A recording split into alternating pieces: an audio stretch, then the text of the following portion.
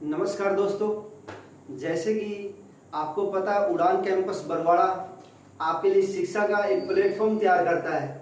तो शिक्षा के साथ साथ हम आपको कुछ रोचक तथ्य, रोचक बातें भी बताते हैं जो आपके जीवन में काम करे और आप उन बातों को सीख के अपने जीवन की ऊंचाइयों को छुए। तो मैं आपको आज से 5000 बैक लेके जाता हूँ। चाइना के अंदर एक ऐसी पद्धति थी जिसको बोलते एक्यूपंक्चर। इस पद्धति में डॉक्टर को कोई पुरस्कार नहीं दिया जाता था। डॉक्टर को फीस दी जाती थी पहले से कि लोग बीमार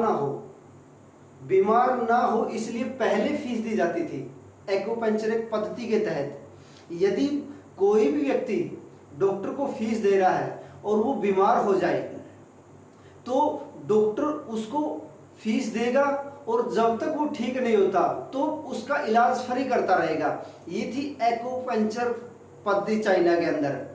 और आपको पता है ऐसी ऐसी महान पद्धतियों के कारण चाइना आज दुनिया का नंबर 1 देश बन गया है, विकसित राष्ट्र बन गया है। लेकिन यदि हम अपने भारत को देखें, मैं अपने भारत की यहाँ बुराई नहीं कर रहा, सिर्फ अपने सिस्टम को कोस रहा हूं मैं कि आज के नेता जो भूखमरी है, बेरोजगारी है, जो देश के अंदर बीमारियां बढ़ रही, भ्रष्टाचार रूपी, हम नेता को चुनते हैं 5 साल के लिए, उनकी कोई जवाबदेही नहीं। जब चाइना के अंदर 5000 पहले डॉक्टर को जवाबदेही होती थी कि बंदा ठीक नहीं होगा तो तुझसे पैसे लिए जाएंगे, इसका फ्री इलाज करना पड़ेगा। लेकिन हमारे देश के सिस्टम में जो लोकतंत्र का हम स्तंभ कहते हैं, जो लोकतंत्र का मंदिर कहते हैं, एक सरकार करोड़ों अरबों रुपए का लोन लेके दूसरी सरकार के ऊपर डाल देती है। उसका कोई सिस्टम है नहीं, उसको चुकाएगा कौन, किसने लिया, क्यों लिया?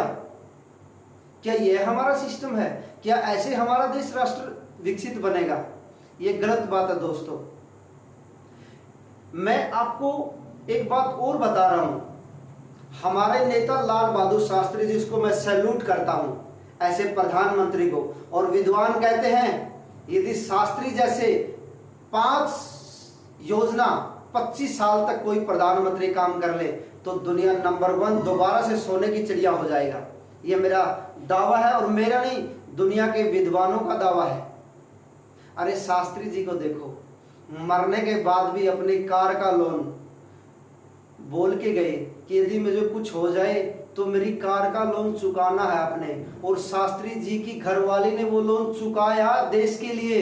श्रीमती इंदिरा गांधी का फोन गया कि रहने दीजिए, शास्त्री जी इस दुनिया से चले गए हैं, मैं पीएनबी बैंक को बोल के आपका लोन माफ करवा देती हूँ। लेकिन वो खुददारी, वो देश के प्रति भाव श्रद्धा का कि नहीं, हम देश का पैसा चुकाएंगे तो चुकाएंगे, बैंक का पैसा चुकाएंगे तो चुकाएंगे। आज के विजय माल्या, नीरव मोदी देश का अरबों खरबों डकार गए, उनको ना कोई लाने वाला है और भेजने वाले का तो पता ही नहीं है।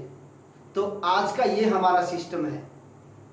एक शास्त्री जी के बारे में और बता रहा हूं मैं आपको। शास्त्री जी को बोला गया कि आप चूड़ीदार पजामा डालिए, अच्छा सा कोई उसके ऊपर कोट डालिए और विदेश यात्रा में जाइए। शास्त्री जी ने बोला नहीं अपने पिए को, जब तक मेरे किसान के तन पर कपड़ा नहीं है मैं कैसे चूड़ीदार पजामा डालूं, कैसे कोट सूट बूट की सरकार में डालूं।